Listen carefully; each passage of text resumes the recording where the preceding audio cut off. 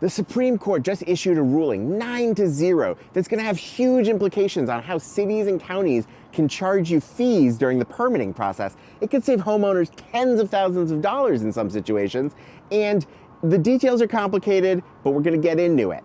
This channel helps people build accessory dwelling units, ADUs. That could be a 1,200 square foot house in your backyard. It could be a 500 square foot garage conversion.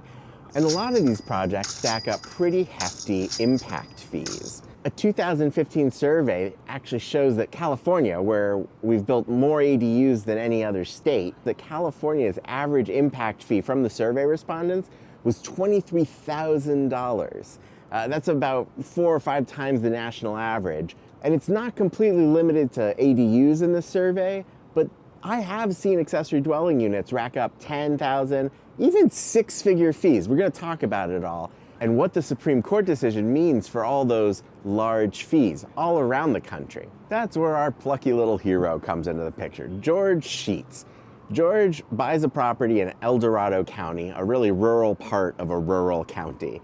Most of the people in Dorado County either live on the east side of it, near Lake Tahoe, or they live on the west side. Not a lot of people live in that middle part. So he's living in the middle. And I'm saying this not to say, oh, he lives in the middle of nowhere. It's the point here is that you go out at 5 o'clock and it's not exactly rush hour. So imagine George's surprise when the county says, well, to build a house on this lot, you're gonna have to pay a $23,000 traffic mitigation fee for your impact on the traffic and the roads. Most people, they just pay the fee.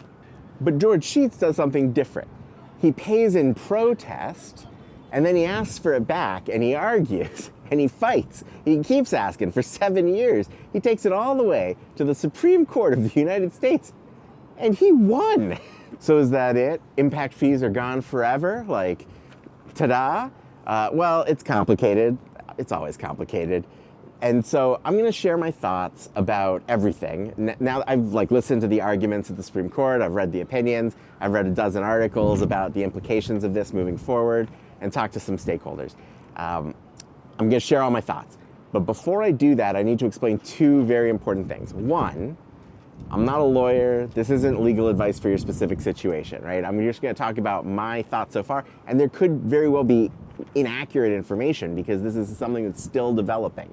So talk to a real lawyer about your specific situation. This is just general information from my brain. Number 2 is that there are 2 legal tests that cities and counties, government have to pass to prove that they're not violating somebody's Fifth Amendment rights when they are asking for a right to use the land during the permitting process. That's what this whole case boiled down to. Those 2 tests are from a precedent in Nolan and a precedent in Dolan. I can't make this up. So the precedent from Nolan Dolan, one of them says, hey, the government has to prove an essential nexus. That means that it has to show that the reason they're charging the fee is related to the land use that they are legislating, right? So if somebody says, hey, if you're going to build a house, they have to prove that your house is going to have an impact on the traffic mitigation fee or the school fee that they're charging you. Secondly, there is a test of rough proportionality, which means, okay, let's say that George Sheetz is going to build a house and it's going to have a garage. That means he might be using the road, so there's a traffic impact. But he's one guy. Maybe he's got a 2-car garage or something. Is that really a $23,000 impact on the local roads and infrastructure or not? When George Sheetz went to the California State Supreme Court, the state Supreme Court said, oh, actually, those 2 tests don't apply. They only apply to administrative fees. Your impact fee is a legislative fee, so it doesn't need to pass those tests. The Supreme Court of the United States has said, hey, whether it's legislative or administrative, the Fifth Amendment still applies. So this case gets remanded back to the state court where you have to decide, does this $23,000 impact fee that the County of El Dorado charged George Sheetz, does that pass these 2 tests or not? The way I understand essential nexus is that the government can only charge you a permit fee if they have a legitimate public land use interest in your project. Like your project has a real effect on something like public safety, public resources like schools, public spaces like parks or street. And then the fee should be roughly proportional to the type of project you're developing. So if you're building a huge sports arena with a giant parking lot, that's very different with the peak traffic patterns than if you're building a single family house with a one-car garage, right? In the Sheetz case, the Supreme Court didn't even rule on whether Sheetz's impact fee passed these two tests. The Supreme Court said, hey, we're not making this decision. We're sending it back to the state. So here's my guess about what's gonna go down in this specific case and what it might mean for ADU projects that I'm working on in California. My impression is that the state's court's gonna look at documentary evidence about how the fee was calculated, how it's justified. Then Sheetz's legal team is gonna do its best to make it look like it's disproportionate and maybe even not related to a essential nexus issue. Then the county team is going to try to explain that this is a very typical way to do it, and this is a normal fee, and it is proportional, and they have a land use nexus.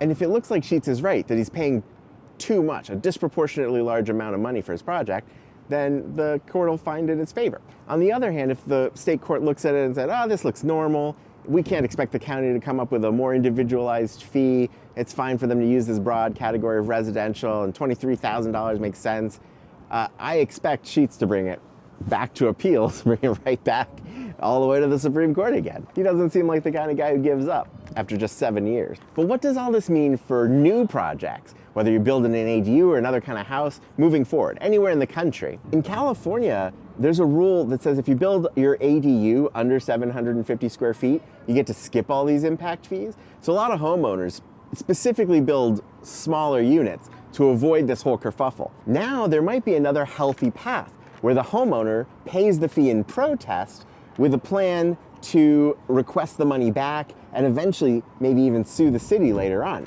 It's a pretty credible threat to a city attorney who's been following all this and has to weigh in with the city council. Are we even willing to fight this? Because we've only collected X dollars in impact fee over the past 5 years, and one case might cost us much more than that in legal fees, right? So maybe the cities start going, oh, maybe we shouldn't fight this. I don't want to get into it here, but some people are saying requirements like inclusionary zoning that require you to make a certain amount of your units affordable through deed restriction, maybe that's a taking that could qualify to be contested under this interpretation. I was just on the phone yesterday with some friends in Riverside County. They're developing some ADUs in Moreno Valley, and that jurisdiction is asking them to either opt into a special district that would have to pay thousands of dollars in taxes every single year, or create a $350,000 endowment fund that would pay in perpetuity for park maintenance. I cannot make this stuff up. Now that's obviously an example where those friends are talking to their lawyer being like, how do we make this the next thing that gets reviewed under this Nolan-Dolan test, right? Because a $350,000 endowment fund seems like a bit of an overreach on the part of the jurisdiction. When Sheetz says the government is out of control, you kind of get where he's coming from, right? So if you're doing an ADU or some kind of residential project and you're facing some crazy fees, maybe you talk to an attorney about your specific situation, a land use attorney who can really look at the details and give you advice about what you're up to. Now, at the same time, here's a typical fee sheet from one of my friends, Joseph at Neo Builders. He said, look, this is normal. If you're paying a few $1,000s and it's broken up in some pretty normal ways, I don't know if it always makes sense to fight the city on every last fee, right? When you think about spending time, money, and energy fighting fees, a lot of people are just going to pay the fees when they feel reasonable, right? But if it starts getting into the $23,000 fees or the $350,000 park endowments, your incentive to fight may vary. Not legal advice. Don't at me. If you want more national news about housing, check out this playlist. If you want more about California and ADUs, check out this playlist. Let's build some housing.